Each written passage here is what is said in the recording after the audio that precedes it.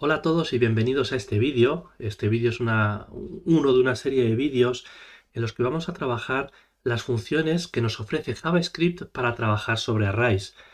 Estas funciones son funciones que están hechas ad hoc para obtener resultados particulares. Todo se podría hacer con un for clásico, con el for de toda la vida. Sin embargo, gracias a estas funciones podemos obtener resultados de un modo más eficaz, es decir, el código puede ser más eficaz y orientado al resultado que queremos obtener. En el caso de este vídeo vamos a trabajar la función forEach, lo voy a escribir aquí como comentario, ¿de acuerdo?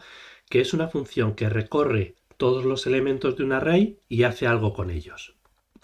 Entonces empezamos definiendo un array, por ejemplo const ar, y vamos a hacer un array de números, 1, 2, 3, 4, 5.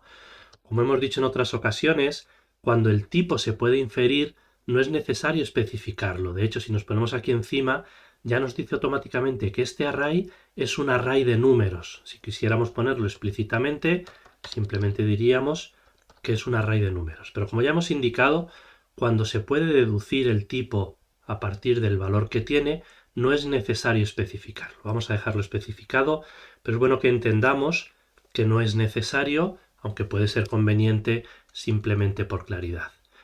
Entonces la función forEach es una función que se ejecuta sobre el array, es decir, para llamarla haremos array forEach, ¿de acuerdo? Array forEach.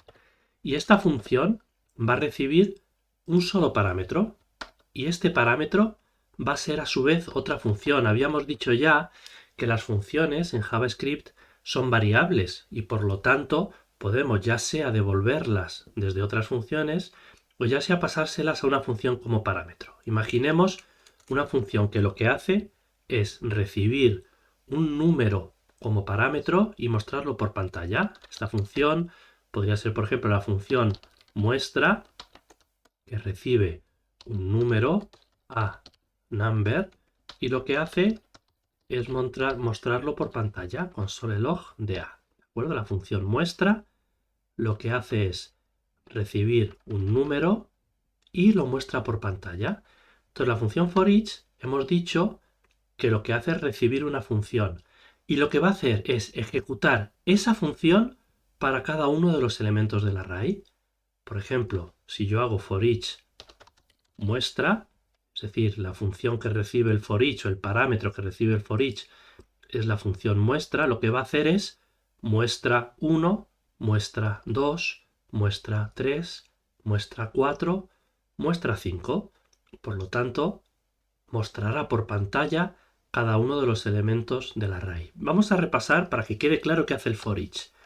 El forEach, ¿de acuerdo? Esta función recorre cada uno de los elementos del array, el 1, el 2, el 3, el 4 y el 5, y ejecuta la función que le pasamos como parámetro, pasándole ese elemento del array. Es decir, va a ejecutar muestra teniendo como parámetro 1, luego muestra teniendo como parámetro 2, muestra teniendo como parámetro 3, 4 y 5. Si ejecutamos esto, vemos que efectivamente nos muestra por pantalla 1, 2, 3, 4 y 5. ¿De acuerdo?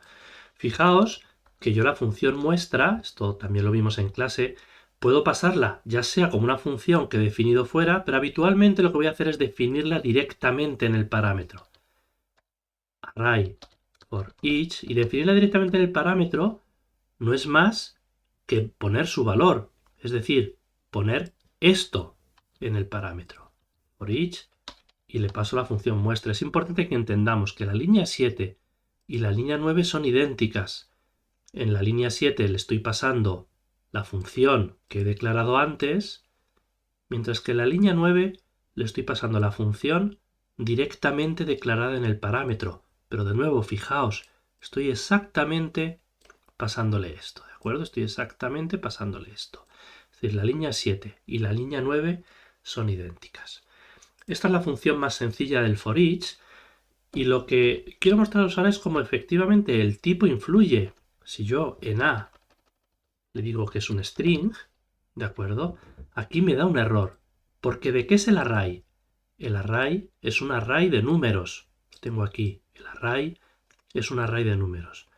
Por lo tanto, si yo le paso una función que lo que recibe es un string, está esperando que cada elemento, recordad, aquí el for each llama muestra del elemento 1, muestra del elemento 2, muestra del elemento 3.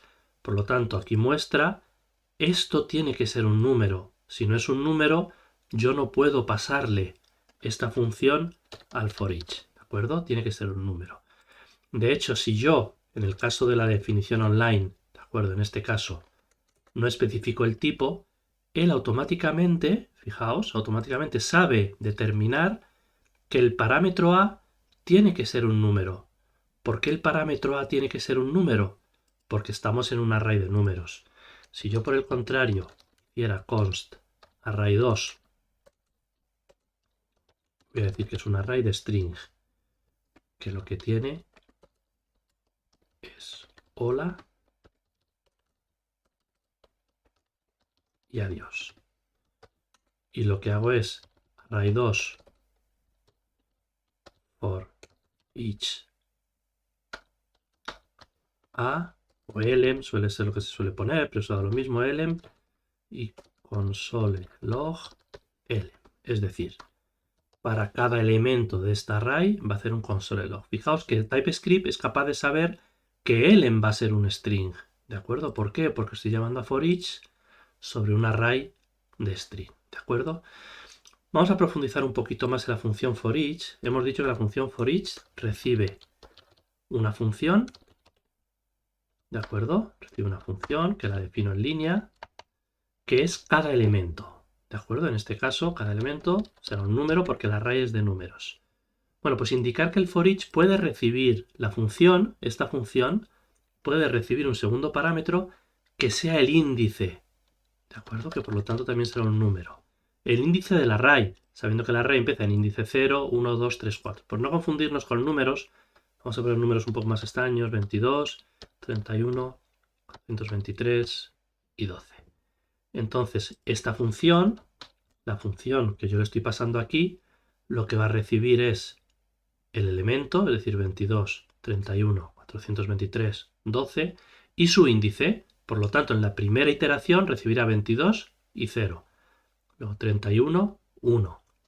423, 2. 12 y 3. Si aquí, por ejemplo, hacemos el console log de ambas, console log del elemento y console log del índice. ¿De acuerdo? Y ejecutamos.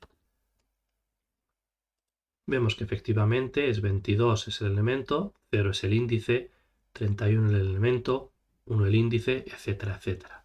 Y por supuesto, esto lo podríamos haber hecho con una función definida explícitamente. La voy a llamar f, que reciba un número, o sea, dos parámetros en este caso, que son números, el elemento y el índice, y que lo que haga sea console log de a, console log de i. ¿De acuerdo? Y luego yo podría hacer array for each y en lugar de definir inline le paso directamente f. Pero como digo, el modo más habitual, aunque este modo es perfectamente correcto y lo podéis utilizar sin ningún problema, el modo habitual en el que vais a encontrar el for each va a ser este, es decir, definiendo dentro del propio for each la función que ha de ejecutarse. Esto es lo más habitual que vais a encontrar. Entonces os propongo un pequeño ejercicio para practicar este vídeo, y es que hagáis un programa que tenga un array de números y que con un for each muestre por pantalla solo los números de índice par. Es decir, un for each que muestre por pantalla solo los números de índice par. En este caso mostraría el 22, porque el 0 es par, el 31 no, porque el índice sería 1, el 423, porque el índice es 2, es par, y el 12 no. Es decir, mostraría el 22 y el 423. Entonces, al final lo que estoy diciendo es cómo modificáis esta función, ya sea aquí o ya sea en línea, para que solo muestre por pantalla los números de índice par. Resumiendo, el for each es una función que se ejecuta sobre un array, ¿de acuerdo? Ya da igual el tipo de array que sea, sobre un array, y lo que hace es algo sobre cada uno de los elementos. Hace algo sobre cada uno de los elementos, siendo ese algo la función que le paso como parámetro, ya sea en línea o ya sea definida de modo explícito y que luego se la pase. Muchas gracias y hasta el próximo vídeo.